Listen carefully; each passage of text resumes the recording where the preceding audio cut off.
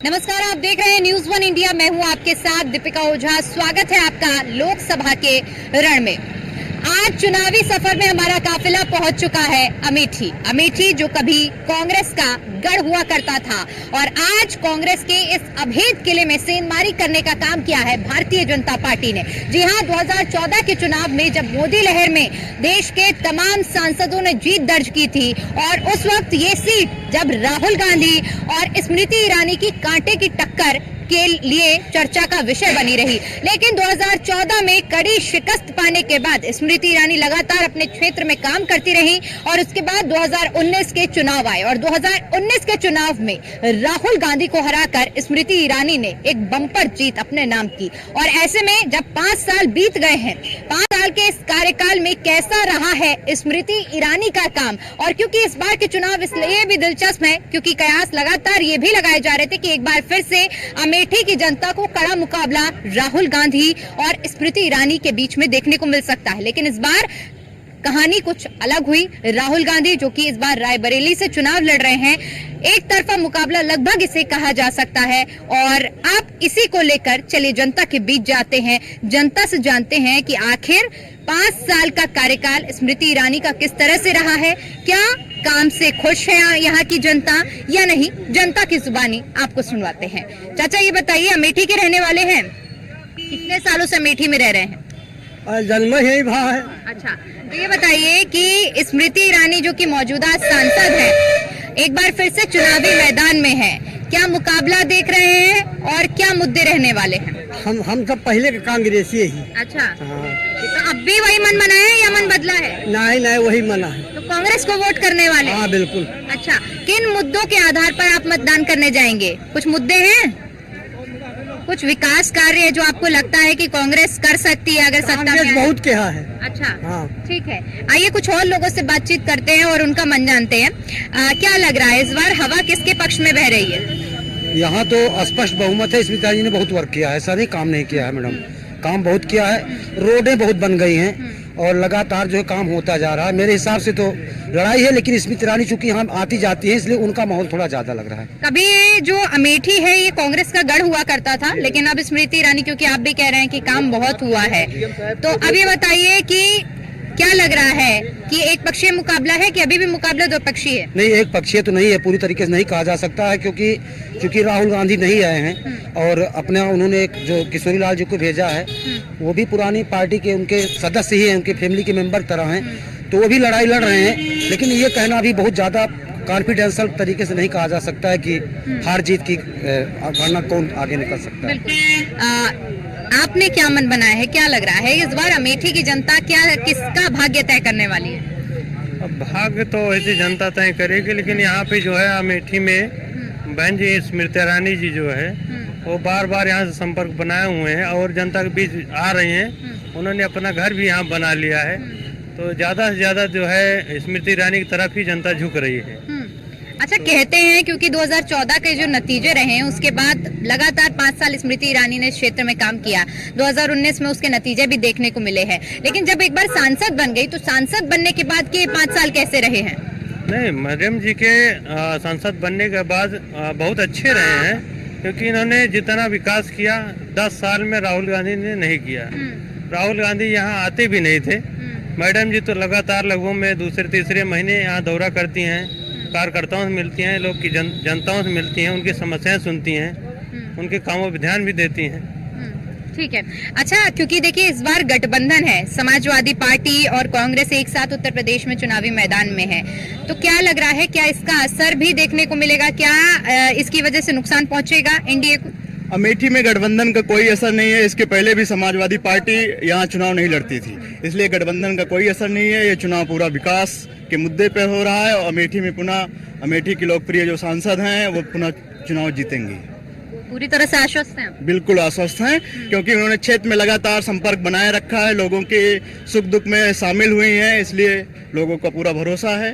अच्छा, कुछ ऐसे काम गिनवा सकते हैं जो आपको लगता है कि स्मृति ईरानी ने इन 5 सालों में अहम किए हैं, जो लोगों के लिए बहुत ज्यादा महत्वपूर्ण रहे हों? जैसे विद्यालय हुए, सैनिक स्कूल हुए, केंद्रीय विद्यालय हुए, और यहाँ मुसाफिर खाना में जो पहले एक GIC विद्यालय हुआ करता था, उसमें आर्ट की डिग्री नहीं थी। आर्ट की डिग्री भी सांसद जी के सौजन से अब उस विद्यालय में हुई, उनके प्रयास से हुई है। तो और रोड की जो समस्या बहुत गाँव में रहती थी और रोड की समस्या भी हल हुई है। ठीक है, बहुत मुस्कुरा रहे हैं आप पीछे खड़े होकर, इस मुस्कुराहट की क्या वजह है, जरा हमारे दर्शकों को भी बताइए। हमारे बड़े भाई साहब जी ने कहा हमारे मुसाई खाना में विकास हुआ, जैसे इन्होंने कहा ट्रामा सेंटर, GGIC, हमें दिखा दीजिए खंडर पड़ा हुआ है हमारा हॉस्पिटल बनने के लिए। ट्रामा सेंटर मुसाफिर खाना में आया, चला गया जगदीशपुर। महाविद्यालय मुसाफिर खाना के लिए आया, चला गया जगदीशपुर। यहाँ आप आइए, बरसात में आ जाइए, 1-1 फुट पानी रहता है और ये रोड SDM साहिबा जी के मेन द्वार पे खड़ा है। तो हम किस चीज पे हम कहें कि हम बीजेपी को वोट दें? हम चाहते हैं मोदी आए और हमारे क्षेत्र का विकास भी तो करें। आपको नहीं लग रहा कि स्मृति ईरानी ने आपके क्षेत्र का विकास किया? नहीं किया कि अमेठी में उन्होंने किया है, बट मुसाफिर खाना में उन्होंने नहीं किया है। हम चाहते हैं हमारे मुसाफिर खाने का विकास हो। तो ऐसी क्या वजह लग रही है कि पूरे अमेठी में विकास हुआ लेकिन मुसाफिर खाना जो है वो वंचित रह गया विकास? देखिए मैम, क्या होता है, हमारा मुसाफिर खाना हमेशा से पीछे रह गया। आदमी जो यहाँ के नेता हैं वो ज्यादातर गौर करते हैं गौरीगंज, ज्यादातर गौर करते हैं अमेठी और जगदीशपुर। हमारे मुसाफिर खाना का गौर नहीं किया जाता, एकदम इसको किनारे कर दिया जाता। जो भी आए सत्ता में, हम ये चाहते हैं वो हमारे मुसाफिर खाना का विकास करे। हमारा ये है, जो भी बैठे, हम कोई ये नहीं कि हम कांग्रेस तरफ बीजेपी की तरफ हैं, जो भी बैठे यहाँ का काम करे, हमारे सुख दुख में खड़ा हो। अच्छा, क्या कहेंगे इस पर? आप कह रहे हैं कि मुसाफिर खाने में विकास नहीं हुआ है, मेन क्षेत्रों में विकास हुआ है। मुसाफिर खाना जो ट्रामा सेंटर की बात थी वो जगदीशपुर में बना है। जो मुसाफिर खाना की खाली पड़ी हुई जमीन है वो भी प्रस्तावित है, उस पर जल्द ही निर्माण कार्य शुरू होगा। वो प्रस्ताव के लिए मतलब सांसद जी द्वारा जो प्रस्ताव हुआ था उस पे NM सेंटर के लिए वो आरक्षित है, उस पे बनेगा जल्द ही। मोदी जी आ रहे हैं, उसमें कुछ कोई शक ही नहीं है, कोई मुकाबला नहीं है। कोई मुकाबला नहीं है। क्योंकि जो ये लोग यहाँ अस्पताल की बात करें, मैं उनको बताना ये चाहता हूँ, यहाँ पर JNM महिला जो है खुलने चल रहा है, उसमें जो है बालिकाओं के लिए अच्छा सा एक मतलब ये रहेगा कि पढ़ाई के क्षेत्र में जो भी JNM करना चाहते हैं उसके कोर्सेज हैं। यहाँ पे आएंगे, लोगों को यहाँ से कुछ सीखने को मिलेगा, अपना आगे के लिए नौकरी के लिए अच्छा प्रोग्रेस होगा। और बाकी इस बड़े मतलब पैमाने पर जिस तरह से योगी मोदी जी लगे हुए हैं और माननीय दीदी जी जो है यहाँ पर पुनः सांसद बनने वाली हैं, क्योंकि विकास के लिए ही। अच्छा, आपको क्या लग रहा है कि इस बार अमेठी में जो मतदान हो रहे हैं वो किन मुद्दों पर, क्योंकि हर एक क्षेत्र के अपने अलग अलग मुद्दे होते हैं, तो यहाँ के क्या अहम मुद्दे हैं जिन पर मतदान हो रहा है और जनता उन मुद्दों को ध्यान में रखकर वोट देने जाएगी? ये राष्ट्र के मुद्दे पर वोट कर रहे हैं, क्योंकि धारा 370 सबके बस का नहीं था हटाने का। सिर्फ मोदी जी ने ही ऐसे धारा 370 हटाया और राम मंदिर बना, जो झगड़ा खत्म हुआ, हिंदू मुसलमान सब साथ हैं, भाई भाई सब एक साथ है। योगी जी को पुनः वोट करने के लिए, मतदान करने के लिए प्रेरित हैं कि इस बार 400 पार जो लक्ष्य है वो पूरा होगा। अच्छा, क्या लग रहा है कि बीजेपी ने जो इस बार नारा दिया NDA ने कि अब की बार 400 पार, असल में लग रहा है कि 400 पार होगा या नहीं? 400 पार होगा, पूरा क्लियर है। राम मंदिर कितना बड़ा मुद्दा रहने वाला है चुनाव में? राम मंदिर क्यों नहीं, बहुत बड़ा मुद्दा था, उन्होंने हल किया। उसके बाद जो है जनता तो जो है हिंदू मुसलमान सब पूरा एक है, सहमत हैं। लेकिन आरोप तो ये लगते हैं कि बीजेपी हिंदू और मुसलमान को बांटने का काम करती है, इस पर क्या बांटने का कहाँ काम कर रही है? हिंदू मुसलमान को साथ लेकर चल रही है। सब जो है पूरी योजनाएं जो है हिंदू मुसलमान के लिए है। कोई तो ये नहीं है कि मतलब बीजेपी में केवल हिंदू जो है पा रहा है और जो है मुसलमान उससे वंचित है, ये बात नहीं है। जो मोदी जी ने जो कहा है सबका साथ सबका विकास, इसलिए जो है सब जनता को साथ लेकर चल रहे हैं, ऐसी कोई बात नहीं है। लाभ तो जो इस वक्त मिल रहा है तो मिल ही रहा, मगर सबसे पहले माननीय स्वर्गीय राजीव गांधी जी का क्षेत्र है ये। हम लोग अमेठी से हैं। किसी पूरे हिंदुस्तान में किसी ने हम लोगों को किसी जगह पे छोड़ा है तो गांधी पर, इसलिए हम लोग कांग्रेस को मतदान करने के इच्छुक। अच्छा, तो आपको क्या लग रहा है, क्योंकि आप तो जिस तरह बता रहे हैं कि आप इच्छुक हैं, ज्यादा विकास अगर कांग्रेस के कार्यकाल की बात करें तब हुआ है या अब जब क्योंकि स्मृति ईरानी रही है इस कार्यकाल में हुआ है, किसमें आप मान रहे हैं? नहीं, राहुल गांधी थे तब विकास हुआ था। अच्छा, तब विकास हुआ, क्योंकि आप समर्थन का मूड गांधी के पीरियड में जो विकास हुआ उसके बाद राहुल गांधी के पीरियड में कोनो विकास नहीं होता। ये तो 10 साल में विकास दिखाई दे रहा है जब से मोदी सरकार आई है। रोड जो कि हम लखनऊ चलते थे तो 5-6 घंटे लगता था पहुंचने में, रास्ते में जो मतलब पेशेंट था मर जाता था, लेकिन जब से मोदी सरकार आई है 1.5 घंटे में हम लखनऊ पहुंच जाते हैं, कोई दिक्कत नहीं होती है। कई सारी समस्या है। क्या लग रहा है किस कार्यकाल में ज्यादा विकास हुआ है, कांग्रेस के कार्यकाल में अमेठी में या फिर बीजेपी के कार्यकाल में? जैसे मैंने देखा है कि आज 70 सालों से कांग्रेस का शासन रहा और 70 साल में आप गांव-गांव जाके देखिए, 70 साल देख लिए, 10 साल देख लीजिए। 10 साल के पहले महिलाएं खुले में शौच जाती थी, डर लगता था, उनके साथ घटनाएं होती थी। आज घर घर शौचालय बना हुआ है। और जहां तक भाई लोग घर वापसी की बात करते हैं, आज यही अमेठी की जनता राहुल गांधी के लिए अनशन पे बैठी थी कि राहुल भैया आ जाओ, बुला रही थी। लेकिन अगर उनका घर समझते तो रायबरेली क्यों भगे? अभी बताइए, क्योंकि अमेठी जो कि गढ़ रहा है कांग्रेस का, सवाल इनका, क्योंकि बीजेपी को समर्थन कर रहे हैं, उनका ये कहना है कि इतना ही अगर काम किया है तो रायबरेली की ओर क्यों भागे? वो भागे नहीं है यहाँ से, उन्होंने अपना एक सैनिक यहाँ दिया है जो स्मृति ईरानी से लड़ सकता है। उन्होंने स्मृति ईरानी से लड़ना जरूरी नहीं समझा है। ना उस बराबर स्मृति ईरानी उनके बराबर की नहीं है कि वो लड़ेंगे स्मृति ईरानी से आके। और जिस सड़क की बात कर रही है बीजेपी, ये स्वर्णिम चतुर्भुज राजीव गांधी की योजना थी, ना कि नरेंद्र मोदी की योजना नहीं थी ये सड़क। वो कह रही है कि बराबर के नहीं है। बनवाया तो मोदी जी ने, योजना कहाँ कर बनवाया तो मोदी जी ने है। कहाँ स्मृति ईरानी और कहाँ उनका ये प्रत्याशी, वो बराबर के नहीं है। आज गांव में जाके देख ले, कौन गांव वाला अपने घर में शौचालय में जा रहा, किसके घर में शौचालय इस्तेमाल हो रहा। सब आज भी खेत में ही जा रहे हैं या बाग में ही जा रहे हैं। हाँ ठीक है, किसी के घर में एकदम सत्य है। देहात में किसी कॉलोनी जो ना जिसका पक्का बना हुआ है सर, उसी के जो ना दिया है, जिसका कच्चा है वो झोपड़ी में पड़ रहा है। आज जो ना रास्ता नहीं, समझो जो ना देहात में कहीं गाड़ी चली जाए जो ना है, एम्बुलेंस के जाने के लिए गाड़ी नहीं है रास्ता। तो स्मृति ईरानी के काम से खुश नहीं है? कुछ नहीं है। कुछ लोग पूर्वाग्रह से ग्रस्त हैं, वो मन बना लिए कि हमको विरोध करना है तो करना है बस। बाकी इस भाजपा के शासनकाल में कोई ऐसा व्यक्ति नहीं है जो कि खुश ना हो। अरे यही लखनऊ जाने में 5 घंटे लगते थे, रेलवे स्टेशन पर एक ट्रेन रोक करके दूसरी ट्रेन पास कराई जाती थी। भाजपा ने पूरे देश की तकदीर को बदल दिया, तस्वीर को बदल दिया। पंडित किशोरीलाल शर्मा। क्या लग रहा है इस बार किन मुद्दों पर यहाँ मतदान हो रहा है?